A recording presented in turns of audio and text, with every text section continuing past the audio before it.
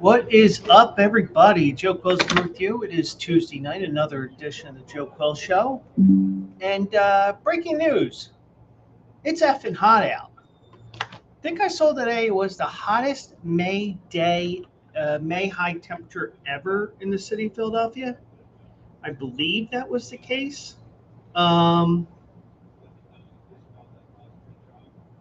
and just checking just to make sure here, because I did see it. Uh, Actually, I think it was like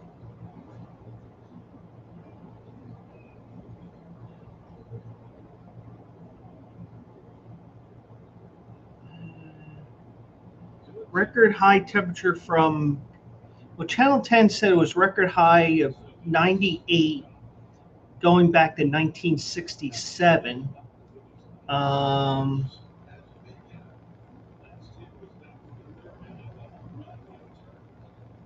okay, 6 ABC. May Scorcher. Whoops. Damn it. Where is it? Where is it? Here it is. Philadelphia sets record for hottest May day on record. Take a look at the numbers again. Yeah, it was 98 degrees today. So it was damn hot today. I did not go anywhere today. Well, I went as far as the dumpster in the parking lot because I had a bag of trash to take out, and I was regretting that. But wasn't that humid out? At least not to me. But then again, I was just running door to door to um, door to the dumpster, and then in the side door. So, but we are going to get a major break here, and let me tell you something. And I think we're going to have this here. I really think that we are going to have, um, we're going to have people walking around Philadelphia like it's winter. Now, I wish I could show you my phone. I probably could if I had it hooked up to the phone, had hooked up to the computer or whatever, but I'm not going to. Or I send an email to myself to share it, but I'm not going to do that either. Um, but um,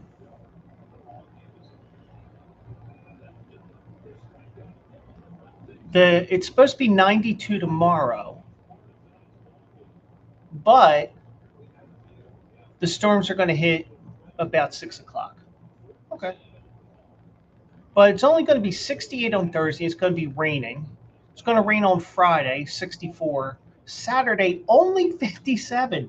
By the time Saturday comes around, everybody's going to be complaining and acting like we never had these temperatures. And it's, it's going to be like, it's kind of like when I had to go downtown to work pre-pandemic, and you get to like the beginning of October and it's like 55, 60 degrees out, and you have a bunch of people who are dressed like it's the dead of winter. It's like, people, I'm still wearing shorts here. It's not that cold yet, but some people, they probably have their heat in the winter up to 93 in their apartments or houses and stuff, and they're wondering why they don't have any money for their bills and stuff. It's because you're not realizing. Like, for example, I want to turn this damn thing off, and thankfully I will be tomorrow night, hopefully sometime. So, but yeah, so it's uh, going to be a little chilly here after we get through. So it's going to feel a little extra chilly because we're just getting used to these extreme temperatures that we've had here. Probably going to have a long summer here in Philadelphia and all up and down the eastern seaboard, just like it is every year anymore. But hope everybody didn't sweat too much there. But if you did, hopefully you lost a couple of pounds, especially if you're trying to lose weight. Phillies lost tonight 4-1. That popped up there. I'm kind of keeping an eye on Knicks and Cavaliers. Knicks are down two at the half, 48-46. Um, a little bit of, you get into that situation of rust versus rest here. So it's like, yeah, could Cleveland have had an extra day off or two? Yeah, sure. But the Knicks, they hadn't played in over a week since they demolished the Sixers. But it is what it is. But things look interesting right now, and and the one thing I will say about the Knicks is they got to lose a game sometime, right? At least that's just my opinion. But coming up on the show tonight, um, we have an update on the we have an update on the um, well, first of all, we have a coach that was fired today. Well, I don't know if we can call it a firing or mutual decision, or whatever, but an NBA coach is out. Rashee Rice, go directly to jail, did not collect $200. Jackson Smith and Jigba was disrespected. And I'd probably be pissed too, but yeah, I probably would also realize after a while, yeah, that's probably some trophy that was made in some third world country. And an octogenarian athlete, a very famous one, got their degree over the weekend. I'll tell you who and the whole philosophy behind it, and all that and more. So, and if anything pops up between now and then, we'll do that as well. I'm trying to get my TV because I got too much noise in the background here. Well, since the remote's not really working because um, also it's election day here in Pennsylvania, and I do have a tradition. I do have a tradition when there's a race, when there is a race that does not have a an actual battle. It's an unimposed race. What I'd like to do is I like to put in some different names, so to speak, so that you get somebody looking and they're actually reading this because I don't think they actually read it. They just put it in and scan it, and that's the end of it. So the one thing I do, and I didn't, and unfortunately I forgot. So I got to give myself one of those, and this is something Mike and I joke about all the time. So first of all, I gotta say, because I did not take the pictures of the names I added to the ballot this year in these unopposed races. Now, mind you,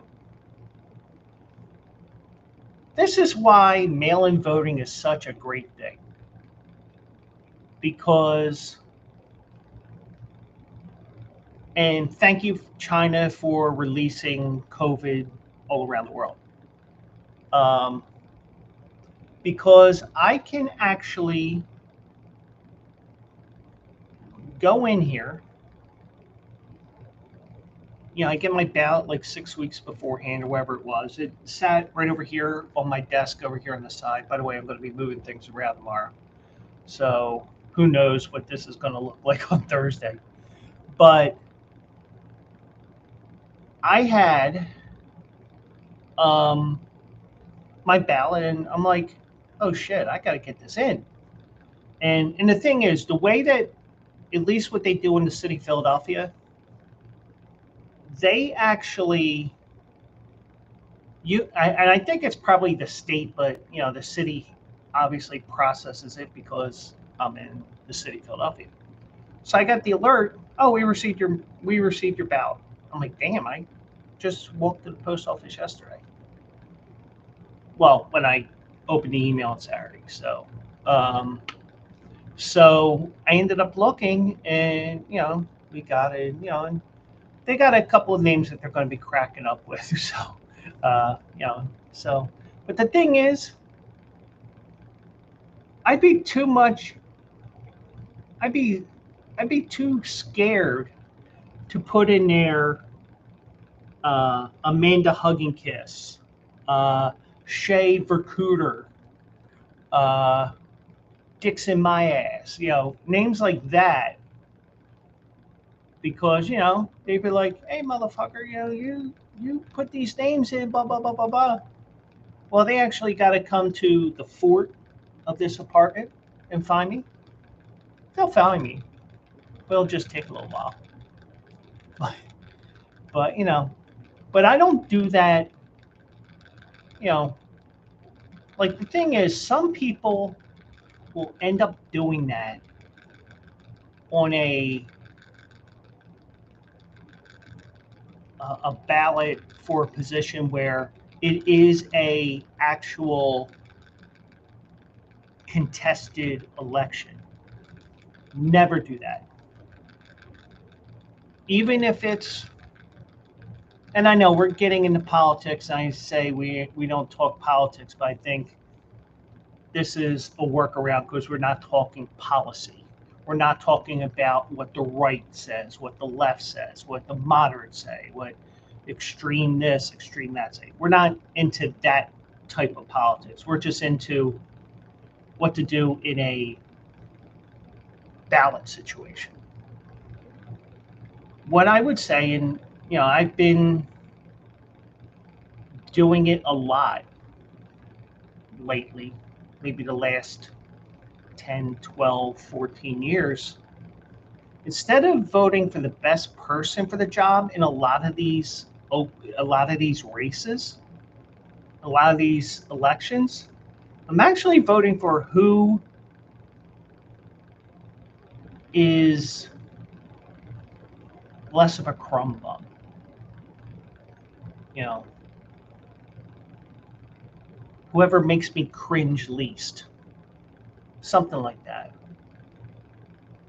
But that's what I would say. Vote for the person that makes you cringe least, as opposed to putting in there Donald Duck, Mickey Mouse, hey, would you blow me?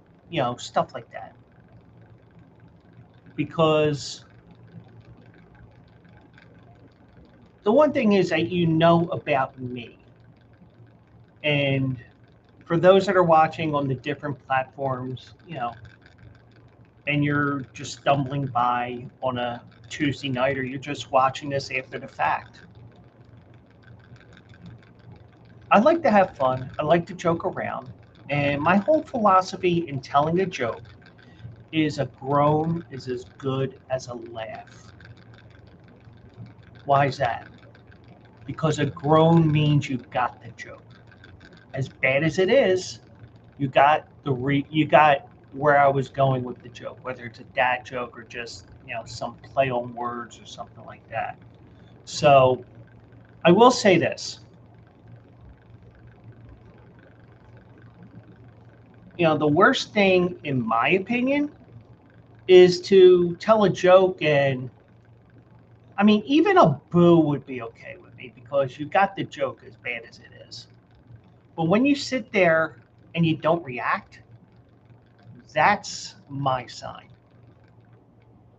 But I can imagine whoever opened my ballot, even though you just have a couple of referendum questions in Philadelphia, at least my section of Philadelphia, because all the other races were unopposed. And I asked Mike, how you vote by mail? He gave me his answer. I said,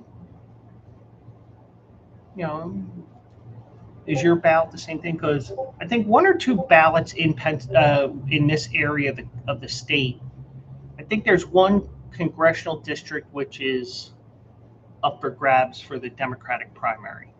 But other than that, there really wasn't much contention or, you know, any contested races. And, some years you get that.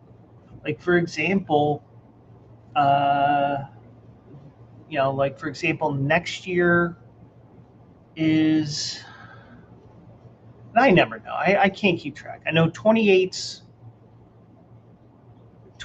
is the presidency. 26 is the governor of Pennsylvania. I think next year is the mayor. Yeah, it has to be because no,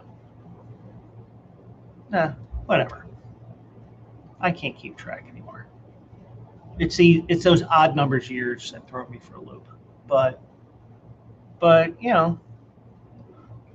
lesson from yours truly is never vote for Donald Duck on a contested race. Vote for the person that makes you cringe the least or whatever. You know. So that's what I would say. But enough about that. So and I kind of miss working in Chinatown as well because I'd be joking around saying, I got a proposition by a Chinese lady, huh? She said, "You want to get raid? Raid? What?" Then you put two and two together. Like, get out of here. But enough about that. But um, I had my stories ready to go, and then all of a sudden, I have a couple more stories to talk about here. Um, well, one of them I used better judgment only because I thought it was more fitting and all that. But this came down the other day, and this came out a couple of hours ago, and I don't know. I do not think Jason Kidd was what I call Kaplered. Now, what do I mean by that? In this, when he was with the Phillies in 2018 and 2019, after the 2019 season, they let him sit there and made him think he's coming back next year, the next season. And then all of a sudden, about 2-3 weeks later, the Phillies announced we have fired Gabe Kapler. Now, meanwhile, you're watching the final game of the 2019 season, and John Middleton, the main figurehead of the Phillies, because it's actually a bunch of owners, but he's the CEO or whatever title he has. He had a long conversation with Gabe Kapler when Gabe Kapler was in the edge of the dugout in the manager's area, and John Middleton was peeking over from the edge of the Diamond Club or whatever they call that area of the stadium this week. I was like, yeah, he's basically telling him right then and there he's fired. And then we're waiting. We're waiting a couple hours. We wait another day. We wait another day. I was like, well, I guess he's. But the Phillies wanted Joe Girardi, and the Phillies didn't respond to him.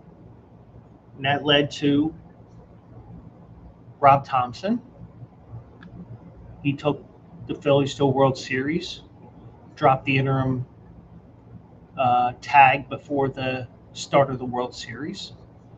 And now this year, they let go Rob Thompson. They put Don Mattingly as the manager as an interim basis. Now, I think the difference here is I really think Don Mattingly's one and done. Even if they win the World Series, even if they go 3-4-4 or 2-3-4-4, they win all games and not lose a playoff game, he's not coming back. I think the only reason why he's in Philadelphia is because his son is the general manager. And granted, now the general manager job has evolved or devolved over time, where instead of making the moves, you're now just sitting there crunching numbers with the analytics team and rubbing one out or whatever. But But in this case here with Jason Kidd, the season was over about a month ago, and I don't think he was caplered. I think he wanted additional responsibilities with the team. Dallas wouldn't give it to him. He's talking to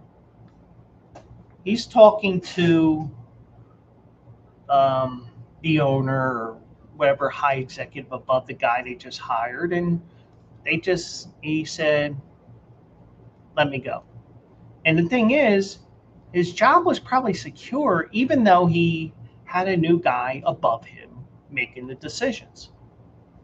So Jason Kidd's out as the head coach of Dallas Mavericks after 5 seasons in what the team described as a mutual decision earlier tonight.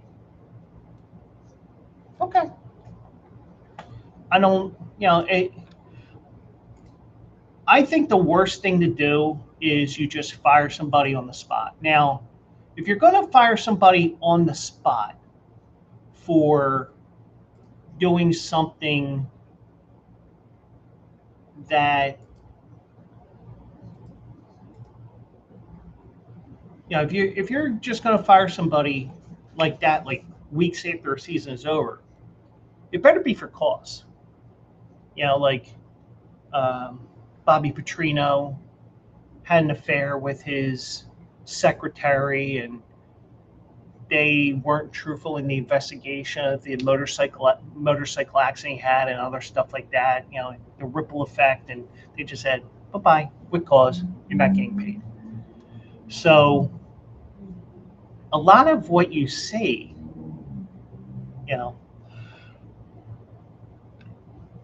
I would say about 99.9% of the firings or dismissals or coaching changes are where the coach that leaves is going to get paid. You see it a little bit more in college, but the college coaches, they will sue every once in a while because what I did was violation of this, and that, or But like there was a coach, I think at Kansas State, who was fired with cause because he was bad mouthing the school. Well, you can say First Amendment rights, but you agreed to this code of conduct. So it's like 6 of one, a half dozen of another. But so Jason Kidd has 4 years left on his contract, worth more than $40 million. Now, the Mavericks governor, Patrick Dumont, because remember, Mark Cuban sold most of the team. So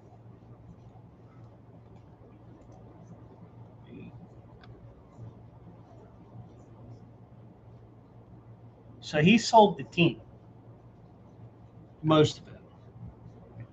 So Patrick Dumont, who extended the contract during the finals run, and then again before last season after the Mavs declined the New York Knicks' request to interview him, gave new president Masai Ujiri full authorization to determine the head coach's future with the franchise. So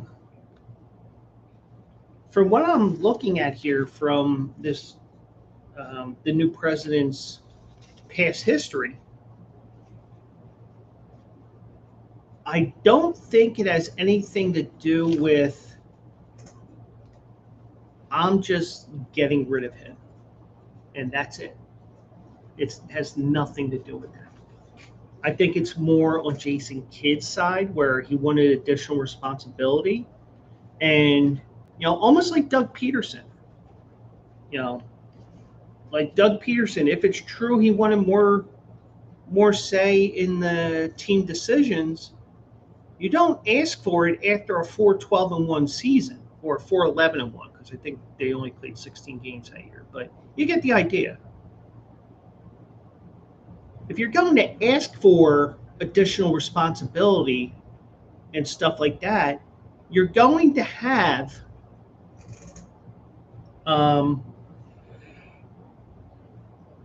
ask for it when you go 13-3 and make it to the Super Bowl, not when you're 4-12 or 4-11-1, like and I'm using Doug Peterson because, I mean, now granted, we don't know the exact. I mean, we don't know exactly what exactly happened to Doug Peterson, but that's the rumor, and if that's the case, then so be it.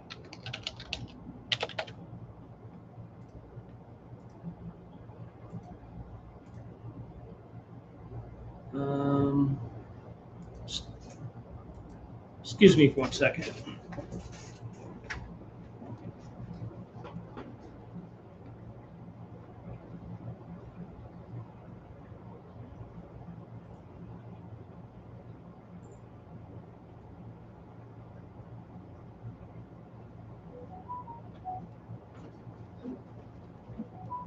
Sorry about that. So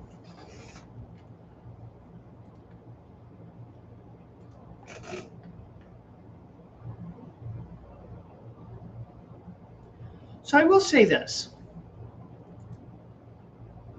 It looks like he wanted more responsibility. They weren't going to give it to him. They wanted him to stay as a coach.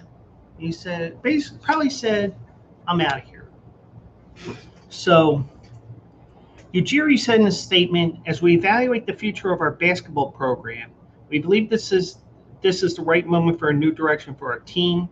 We have high expectations for this franchise and a responsibility to build a basketball organization capable of sustaining championship contention. Now, the one thing is,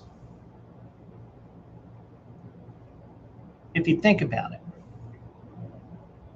the last guy, Nico Harrison, I think it was, he traded Luka Doncic. So you do have, you probably say, well, if you're going to fire him and do whatever, I want that position. Now, was that position was to move up and not coach anymore? Who knows? But either way, it seems like he wanted more, and it seems like a mutual decision, which is more of a resignation than a firing. So Ujiri said, we will conduct a thorough discipline search for our next head coach and continue to evaluate our entire basketball operations staff to ensure we compete at the standard Mavs fans expect and deserve. So, typical speak. So, Kidd expressed a desire to be promoted to president of basketball operations after general manager Nico Harrison was fired in November. But Dumont informed Kidd months ago he wouldn't be considered for the front office. So not even as general manager, he wasn't getting any additional responsibility.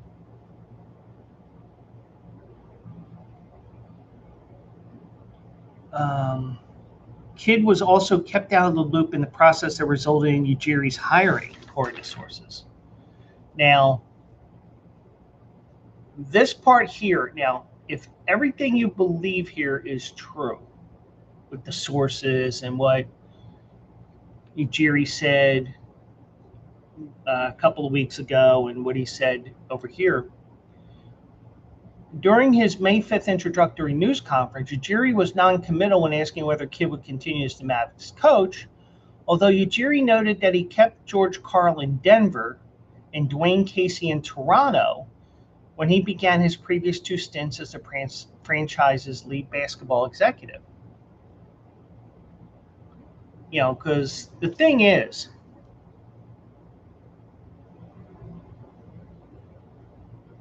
this is a situation where if a new guy comes in, he has the right to bring in his own guys. And that's probably the only situation where I would say it's okay to Kapler somebody, as I like to call it. But that isn't necessarily the case. But I think kid didn't like being passed over. He didn't like how he was being treated. He said, I'm out. Let's make it a mutual decision. Let's make sure I get paid. All that stuff. Um, so Ujiri said he's done a great job, but we're going back at this thing from head to toe. That's the right way to look at an organization, evaluate it in every single way we can. So basically, he's doing a an audit on the whole organization because he wants to make sure he makes his team a winning franchise because that's his job.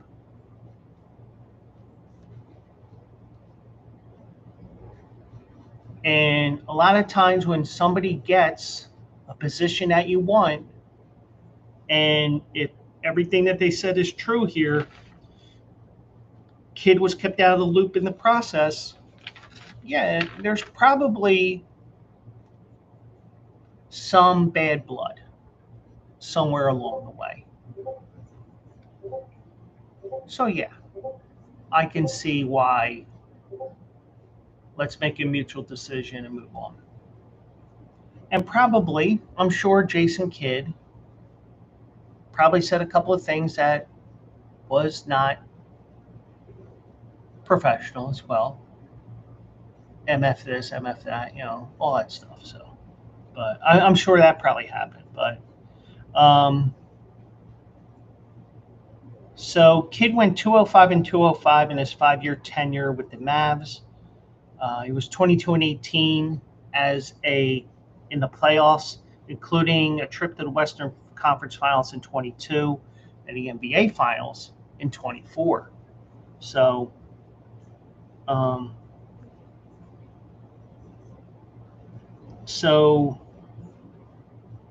mean, we all know about the Luka Doncic trade for a package headlined by Anthony Davis a year ago. It was a disastrous deal that led to Harrison's firing 8 months later. No shocker. Just surprised it took so long. But Kidd insisted he wasn't aware of the deal until the 11th hour, doubling down that explanation in early April after minority owner Mark Cuban appeared on a podcast and accused Kidd of being directly involved in the decision to trade Doncic. Kidd's frustration with Doncic's frequent conditioning issues was well known throughout the organization. But Doncic, despite the conditioning issues, still got his team to win. So, but Dallas got Cooper Flag, and you know how the NBA, they do their lottery behind closed doors, where the NHL, they have theirs right there on stage. Something you will never see in the NBA. But so it does look like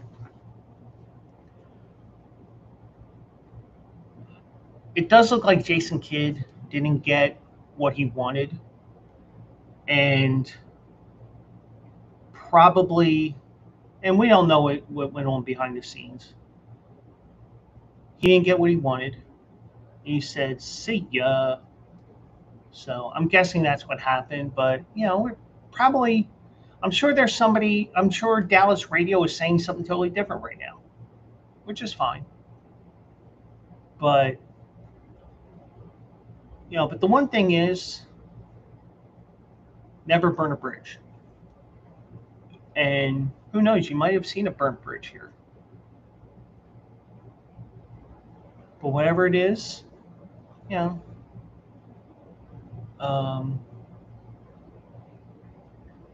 he's out in Dallas, still getting paid $40 million. But Dallas could say, well, he's under contract with us, even though he's not our coach anymore. You can't hire him. It's kind of like what the Golden Knights are doing with Bruce Cassidy right now, the former head coach. Like, no, you're not. probably, especially if it's a Western Conference team with Vegas, I'm sure it'll probably be, you know, oh, well, you want to talk to the Washington Wizards? Yeah, they're a crap team. Go ahead, talk to them.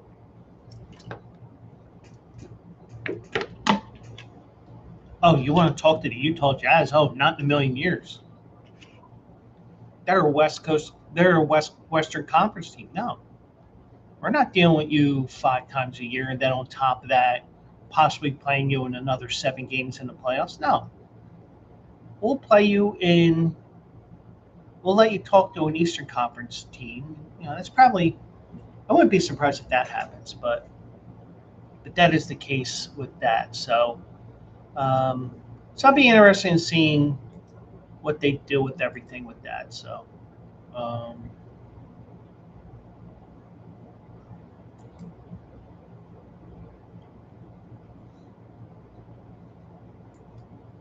just trying to do one thing here and it's not cooperating.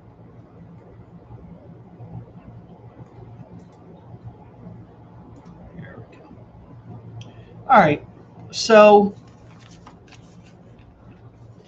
I saw this today, and and here's the thing.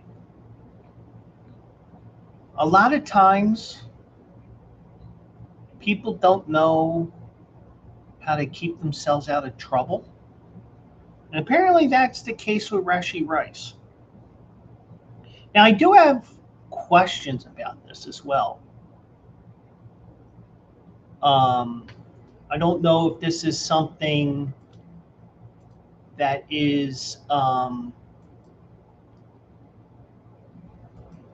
don't know if this is something that's, I don't know if this was something that was a drug test that was um, administered by probation or whatever. I don't know how this was figured out, but and I'm sure if somebody knows, feel free to chime in. That's what the chat boxes are for. Feel free to chime in. We have fun, especially when Mike's here on Monday. But um, Rashee Rice was sentenced today to serve 30 days in jail after testing positive for marijuana in violation of the terms of his probation for his role in a crash that left multiple people injured on a Dallas highway 2 years ago. Now, it's unclear to me. Now, it probably, you have to submit probation, parole, whatever. That's what I'm guessing. Because the NFL, they test all the time as well. So, the Texas State Attorney's Office said Tuesday that Rice was ordered to go to jail immediately as part of the original 30-day sentence for the third-degree felony of racing and causing bodily injury. You remember that from a couple years ago. So, now here's the thing. Some people, they know, hey, you got to go to the parole office in 10 days. You got to be careful with everything, and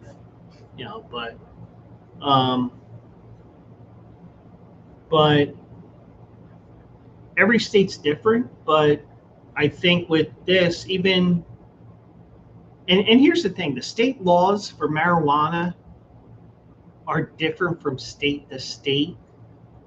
That you could be in one state and they're living like it's the early 20th century. Oh my God, that's marijuana. We got to arrest you. Whereas, do you have your card? Okay, you're free to go. But also, it will impair your judgment at times. It'll impair your driving skills and all that. So you do have that as well. But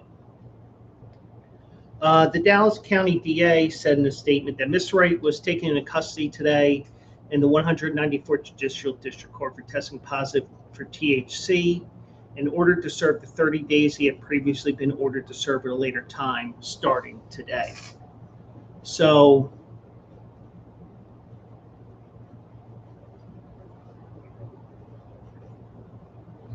I'm interested in seeing, and we'll probably never know.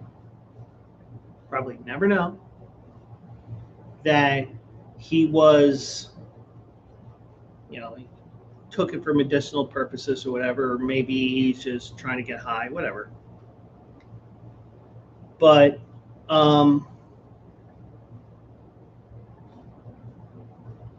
he's got to serve 30 days now.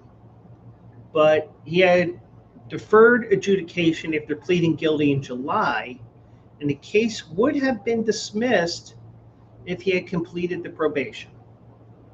So probably he had to pee in a cup for the probation office, and I'm guessing that's what would happen here. So I don't know. Do you? I admit I never. I might have had a contact high from somebody smoking it, but that was about it. I've never smoked it or anything. So, so he was placed in custody and booked in Dallas County Jail about 1:25 Eastern today. He's set to be released June 16th, meaning he's expected to miss the Chiefs' voluntary practices, which begins next week, and mandatory minicamp, which is set to end on June 11th. So, but the thing is, I highly doubt that the Chiefs will do anything about this. Now, what do you mean by that? Andy Reid has given many players chances. And we can go right to the big one, Michael Vick. And whether it's Michael Vick or somebody who's blackballed or whatever, the thing is this. Did you do your time? Yes. Have you changed? Yes. Whole list of questions. And then you have to ask internally when that player is not, and player and agent or whoever are not in the room, are we sure we want to do this? Can we turn this into a good thing? All the different things that you want to do, because you're going to get backlash. And the one thing I also say is, like, for example, when we talk about, for example, Colin Kaepernick, I think in a way you're going to deal with the circus of him joining a team. Now, granted, this is about 8-10 years after, we know he's not going to get signed. And then again, before you know it, he just signed with the LA Chargers. And if that does happen, it's just strictly coincidence. I have zero intel. But the point is, you're going to have the circus in town, so to speak. Everybody in the media is going to question you. I mean, you might as well hold this press conference in the seating bowl of Lincoln Financial Field. But for example, this year with the World Cup, it's not a good idea because they're getting the turf ready for it. But you get the idea. Okay, well, we'll just move across the street to the Xfinity Mobile Arena, because everybody's going to want to go to that press conference. But then again, we have the technology where everybody will just be on Zoom. So, but I add as well, especially with the Kaepernick situation, I know we're I'm getting back to Rashee Rice, but you'll get the thing here. I'm sure. Well, if we cut him, whether it's Vic, Kaepernick, Trevor Bauer in baseball, well, was it because his talent's eroded? Was it because your other quarterbacks were just better? Was it because of something that was sport related? Or is it because,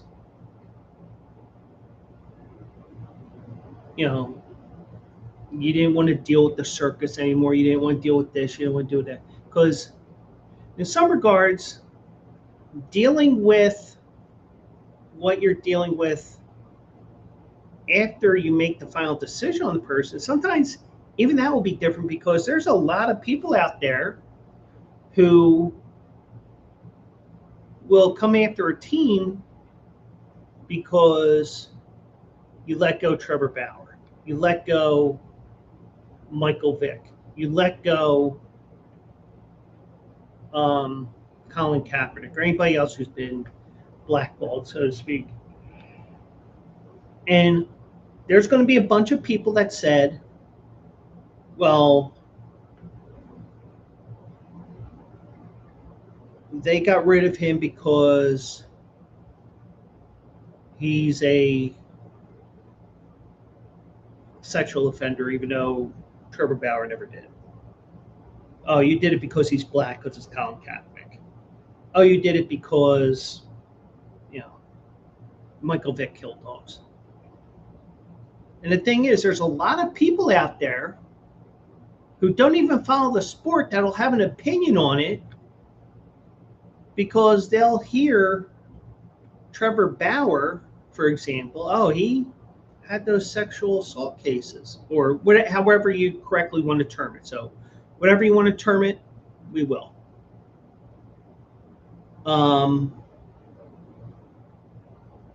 You get to Colin Kaepernick, oh yeah, they let him go because he's black. No other reasons. Could it be his? Now, I have my opinion on the whole Colin Kaepernick thing. I think he should have opted into the contract and made San Francisco get rid of him. Then everybody would have been behind him. But then with Michael Vick, no, it wasn't because of the dogs. It's because we just have 2 or 3 better quarterbacks right now. So nobody, even if you have this press conference, you say, even if it's worthy of a press conference, even if it's just a press release, you would do that. But Andy Reid, when he was head coach of the Eagles, he was one of the first to do the second chance thing. And he's done it quite a few times. So I think you will see him back with the team when training camp starts. I'm sure they're going to have another discussion with him when he gets out of jail, but and I'm sure the NFL has now said, all right, well, you're on step 1 of the drug testing program. Even and the thing is, I don't even know what they test for anymore other than PEDs. Do you test for marijuana in the NFL? What, and that's the thing. I don't necessarily know every nook and cranny of a collective bargaining agreement. That was the thing with me being a union steward. Okay, well, I don't know when I would say, well, let me get back to you. Let me look at this. Let me research it, and I can go from there. Oh, no, you got to give me an answer right now. That's probably why the other guy who was on the floor above me at my old job was probably feeding the people in my office the biggest load of shit burgers you ever had because, oh yeah, I can win this. The thing is, I was always real to my people. Hey, we may not win this step because they're just going to kick the can down the road. But we're going to go to the second step. Then we're going to go to the third step. Then we're going to go to Washington. Then we're going to go to Washington. You get the idea. So I'm sure the Chiefs won't just cut him because, and there may even be something in the collective bargain where you just can't cut somebody. Now, I know in baseball you can't just cut somebody because they were involved in domestic assault or something like that. I believe that's the case. Now, that agreement may have changed as well because I remember when Odubel Herrera had his situation in Atlantic City. I was actually listening to a podcast when I was more up to date on podcasts, and they said, well, they can't necessarily cut him right away because you have the agreement of that, which is probably an addendum to the collective bargaining agreement. So I will say this.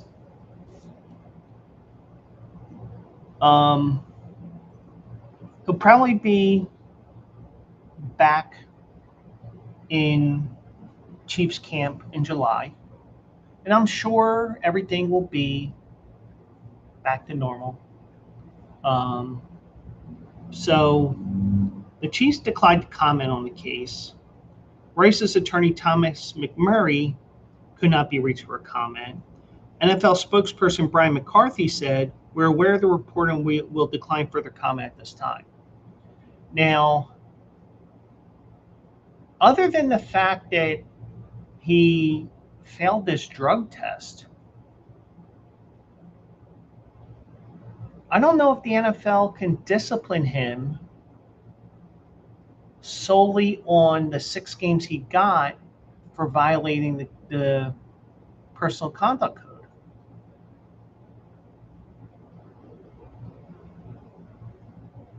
But I think that you would escalate him in the drug testing program, because I think there is a step 1, so to speak, and that step 1, you don't know that an athlete or a football player has gone on to that first step, I believe. So, and of course, if I'm wrong, feel free to let me know, and I can always research it after the fact. And then I can say, all right, guys, I got to give this to myself. And then you get to say back to me, he's an asshole. But, it is what it is. So, so we all know what happened. And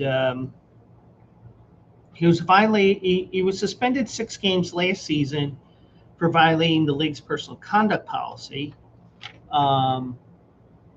But it'd be interesting to see. I don't know if they can. I don't know if they can discipline him. The NFL can discipline him further because of the fact that this isn't a different case. It's the same case, and this is a ripple effect to it, I would think. But if you're familiar with the NFL,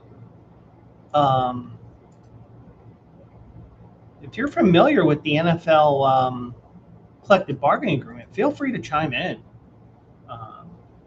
even after the fact. Especially if you're on my YouTube, youtube.com/Joe Quills. I will put that in the chat here on Twitch, and that's why you need to be on Twitch, because you'll get the alerts right away that I'm on. Not only will you get that, you get something like this in the chat where I can tell you, hey, This is everywhere I'm at. So that's why you should follow me. Or even subscribe. Because if you subscribe, I can get to affiliate.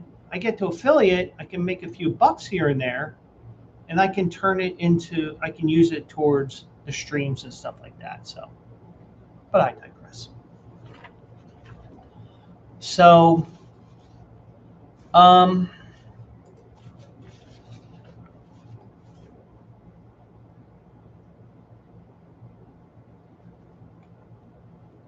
let me find one thing here.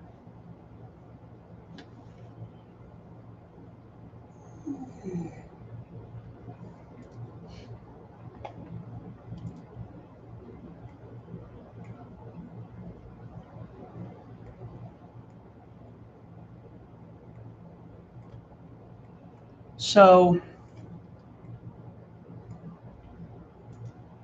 Jackson Smith and Jigba.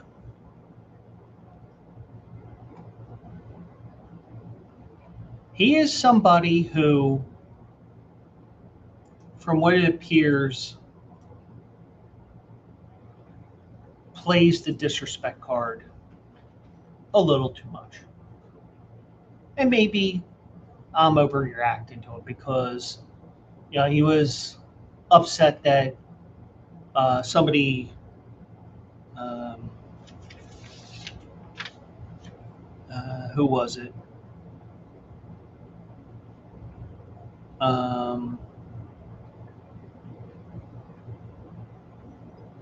Comedian Drewski butchered his name when he was named,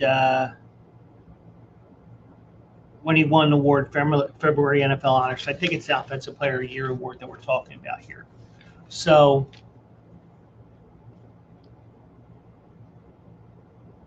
at least this time, he's doing something about it. And of course, like I did with the one pizza shop around here that thinks that the art of the pizza box should be inside and not outside the box. Um, of course, you tend to vent and you're going to do it on social media. I'm sure Smith and Jigba has a big following. Now, the whole Drewski thing, um, I didn't watch the honor show. I guarantee you, not many people, aside for those in Seattle and those that had their players going for awards, guarantee they didn't watch it. So yeah, I can see that. But I just think this is the generation that Jackson Smith and Jigba is in. And granted, I'm Gen X, but I do it because I, like I said, 9 times out of 10, well, 8 out of 10, it's a joke. To make it 9 out of 10, add the fact that I'm completely pissed off, and 1 out of 10 is it's completely calculated, and it's rarely that 10th out of 10. But this was from Ari Mirov at My Sports Update. And I'm going to share this here so you can see what Jackson Smith and Jigba said on his Instagram.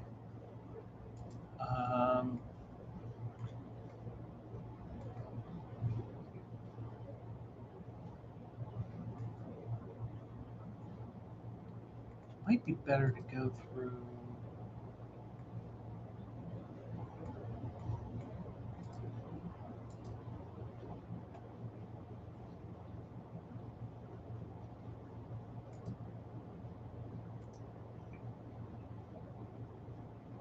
All right. Actually, I think it's better to use this. So this is on X at My Sports Update. I'm getting this from. And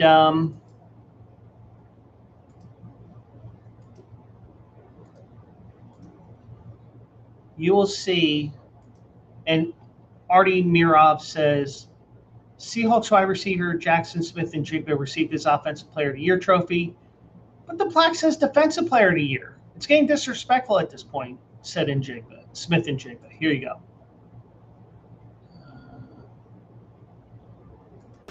No, I really want to expose them though. It's getting disrespectful, guys. Defense, come on, bro. One word,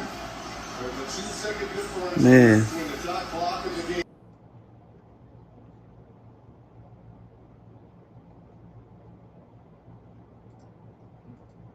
Okay.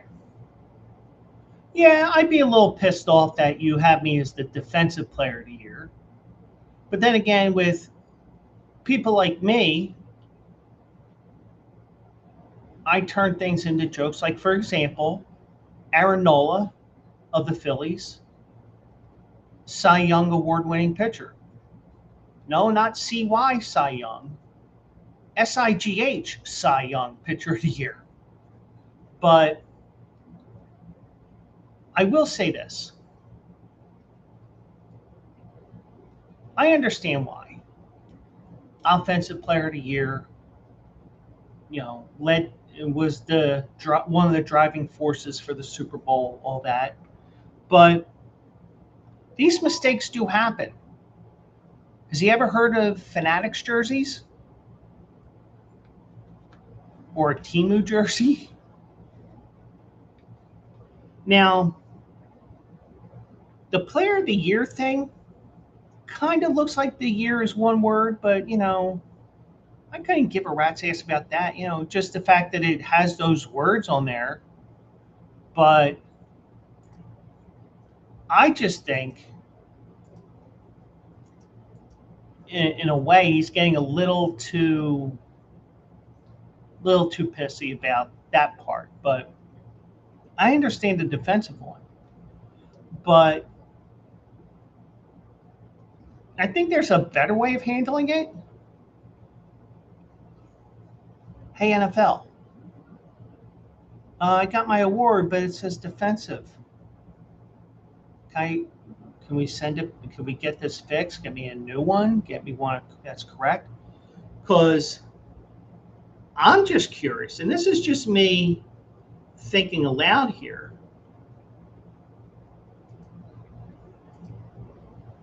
Could this be a situation where the Defensive Player of the Year got the Offensive Player of the Year trophy? Or did they pull a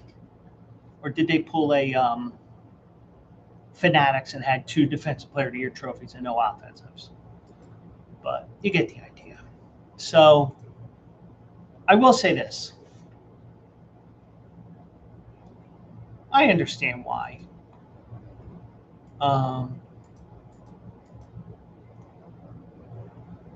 You win a major award. I mean, to him, he's like the wife in A Christmas Story. It's a Christmas-like lamp. It's sex. We're in the 40s or 30s, wherever this takes place. We can't have that in our window. The father, it's a major award. So Smith-Njigba got a major award, but they messed up on it. I wouldn't be surprised if the Defensive Player of the Year, whoever that was, got the offensive trophy. I wouldn't be worried about the words "the year" being the same exact, being one word, because it looks like there's a little bit of space, but it's just me. So he sent the video, as you heard. I really want to expose them. This is getting disrespectful, guys.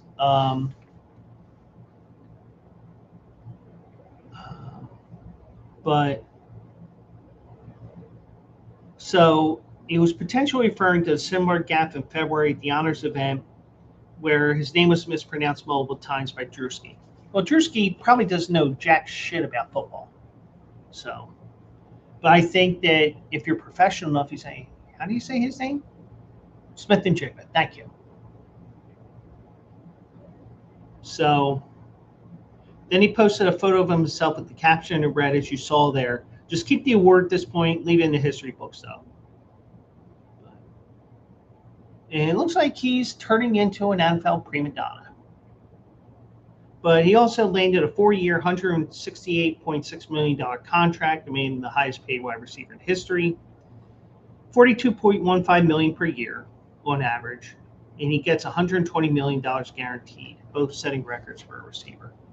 So, yeah, he's starting to turn into a prima donna, whatever.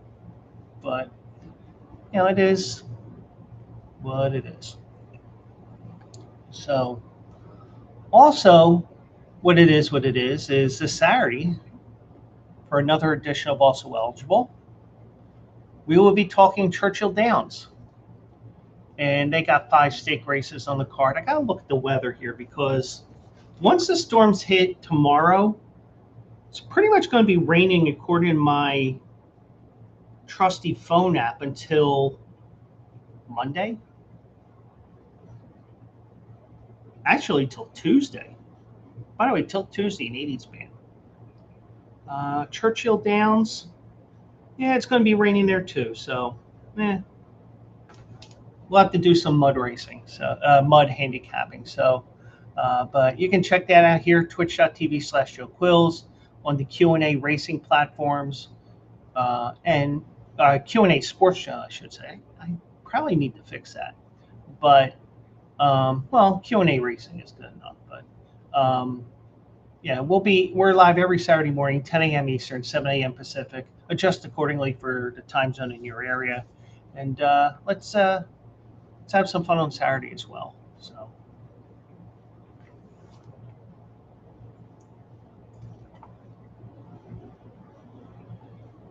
All right, one last story here, and this is a shorter stream tonight. Probably could have gone with another story, but yeah.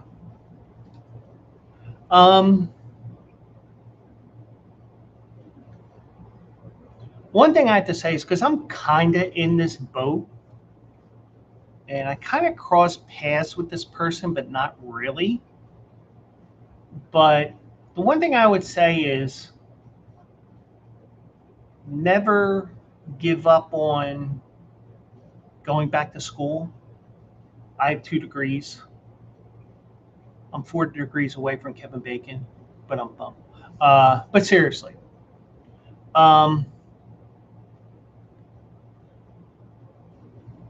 you know, there's different reasons that you want to go back to school. You know, you want to get your degree. In my case, I wanted to go back, but I wanted to go back on my terms, not because my parents, well, especially my mom, because she was the educational driving force, and I could always say, well, it's because, the neighbor 2 doors away, it was an unofficial competition because their kids are getting all the awards. Why aren't you? Well, first of all, I'm not in their house, but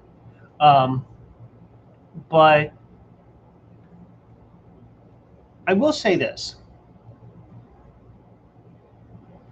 I went back on my terms and when I was ready to go back. And I got 2 degrees at Drexel. So it was just a matter of me doing what I wanted to do. I wasn't letting somebody else tell me how to do something. It was like, well, the tuition assistance at my job, I needed to know more about that. I needed to know more about, all these different things that came up. And then, by the way, one night I hear a commercial about Drexel Online. Okay, I'm in. So,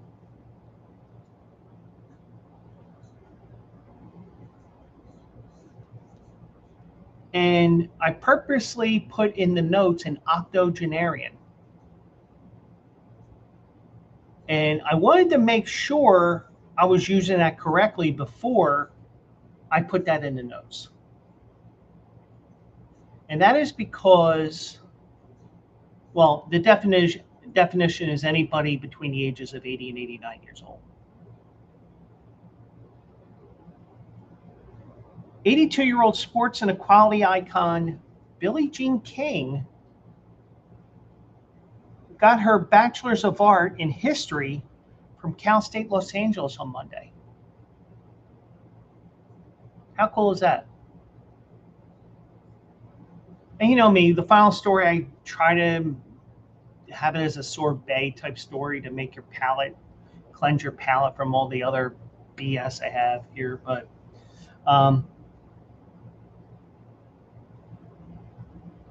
so she got her degree, her college degree, 65 years after she first took classes at CSLA.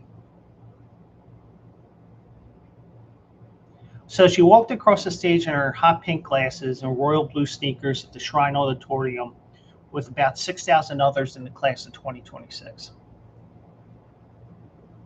Cool. Now, I will say this. She has racked up honorary degrees. She's talked at many graduations. The year I graduated from the sports management program,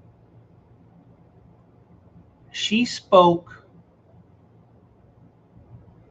to the sport management program, that portion, or it was the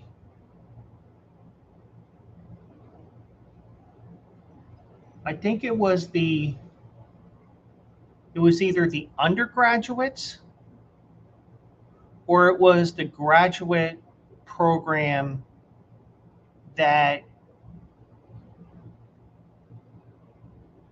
had the commencement the day before, because mine was the first one in the morning at 8 o'clock, 8:30 in the morning. I was like, oh, I almost didn't go, but I wanted to walk because it was my way of saying I'm done with school, but I couldn't go to the one when I got my bachelor's, but I wanted to go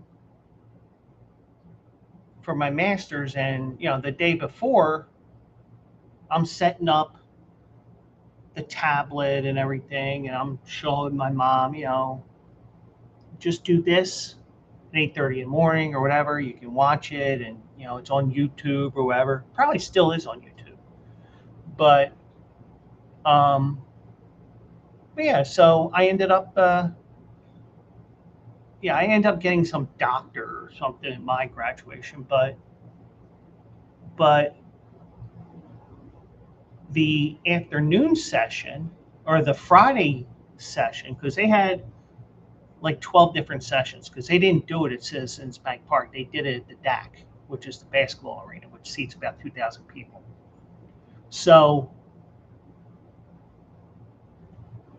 Billie Jean King was the keynote speaker, or whatever the correct terminology is. And at the end, she had tennis balls. She had signed tennis balls, and she was hitting them out into the crowd.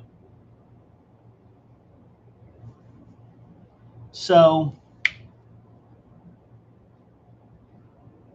and probably the lesson learned here is it's never too late, whatever age you are, whatever your abilities are, go for it if you want it. Now, her black gown was accented with a gold graduation stole, personalized by a friend. One side included her initials and the letters GOAT, referring to the greatest of all time. A multicolored tennis racket was embroidered on the other side. Okay. I know you do that with the mortarboard on the graduation cap. I didn't know that. She said afterwards, "It means a lot more to me than I thought. I'm so glad I did it. My hope is that one other person will go back to school." You know, that's what you want to do. You know, you want to be an inspiration for others. I mean, you know, is she going to be doing anything with this history degree? Probably not, because she's 82 years old, but she wanted to have that satisfaction of finishing her degree.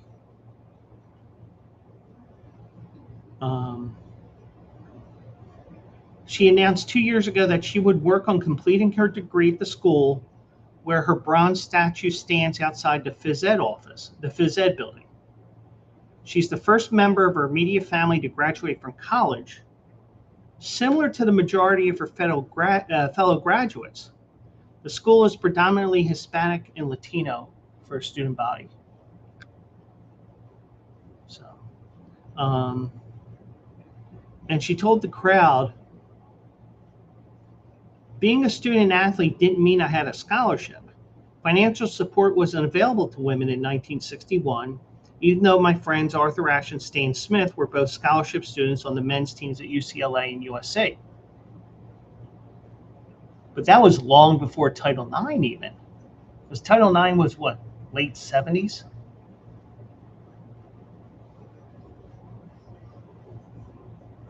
And she committed to working toward equality and inclusion for all, like has been for many years. We can never understand inclusion unless we've been excluded. Very true.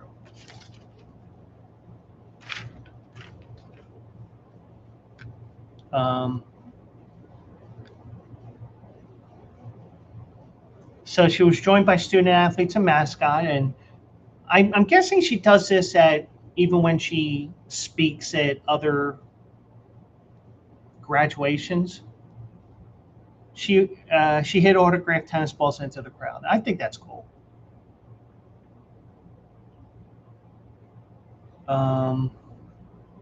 So she initially enrolled at the campus 5 miles east of downtown in 1961. The same year she won the first of her record-tying 20 Wimbledon titles, this one in women's doubles. And she mentioned how different it was back then versus what it is now, because now you get $500,000, she says.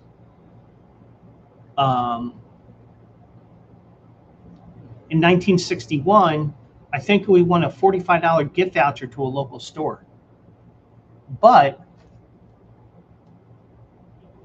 also, those that played in the Grand Slams, they were technically amateurs, because the Open era isn't until the late 60s. That's when the professionals played in these tournaments. So that's something to remember as well.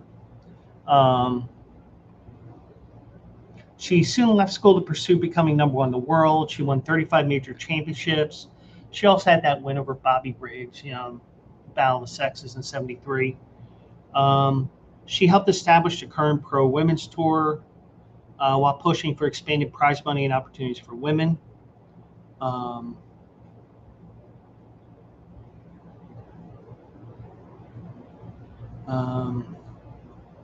And why she went back essentially was, despite her many successes on and off the court, she had this nagging feeling about not earning her degree. She always corrected anyone assembling her biography that stated she had graduated. Because, when you're a student athlete, you go the 4 years playing for your school. Oh, he's a graduate of whatever school.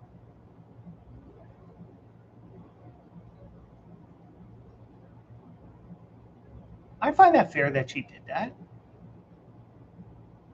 She's trying to say, hey, just because you didn't get in 4 years doesn't mean you can't get your degree, on top of everything else that she's, like the NCAA says, sometimes you go professional in things other than sports. Life gets in the way. You get a curveball and you have to leave school for whatever reason, or you're just not paying attention, you flunk out. But Billie Jean said, don't ever say graduated, I haven't earned it yet. I was thinking today, coming over here for the first time, that I can actually say I graduated now. So yeah, you do have something like this. And, in some regards, even to someone like Billie Jean King, it means more because you went away from school, you went back to school, you did this, you did that, and you got your degree. And I'm sure she lost a lot of credits because guess what? Courses end up not now granted, I technically transferred from Holy Family, even though it was like a 10-year break. I had to request my transcript go to Drexel. They had to say, well, these ones we're taking credits for, this one we don't have any match for it, so we're not going to take it, things like that. So, but now the question I was asked at the end here, would she go for a master's degree? She said, I just turned on the news and there's Shaq walking across at LSU getting his master's. She said, I just think it's wonderful to keep learning. And, here's the thing with me, in my opinion, I'm okay with learning because I'll tell you right now, just because you're not in school, it doesn't mean you don't stop learning. I'm always a person that believes that, there's a reason why I try to do the Wordle every day. There's a reason why I do certain thought process games or whatever, because I'm always trying to learn something. I'm always trying to read something online. I'm always trying to do this. I'm always trying to do that because it's all about growing the mind. And the one thing I will also say is, I also believe that if I keep using my mind, reading, learning, taking in information, sponging that shit into my head, that's what I want to, that's why I would tell people is, just because you're out of school, it doesn't mean you don't stop learning. It's just not formal learning that you've been told that we do here with the education system. You're always learning something. And, even if you don't realize it, but yeah, so I thought that was an interesting story that I saw today, and congrats to her. I mean, it just shows that no matter how young or old you are, you can always go back to school and get your degree. And I did exactly that as well, but it didn't take me 65 years to get my degree, because I'm not even 65 years old yet. But yes. All right, so that is going to be it for this show. Just a reminder, also eligible Saturday at 10 a.m. Join me for that. But we have one more show on Thursday. That will be at 9 o'clock as well. Also, just to let you guys know ahead of time, okay? There is no show on Monday. Monday is Memorial Day here in the United States. So I'm going to take the holiday just like everybody else is. And except I'm not going to be barbecuing because I can't technically barbecue. But, we'll observe the day off, and, next week will be Tuesday and Thursday, barring anything unforeseen. Let me just check one last thing here, just in case.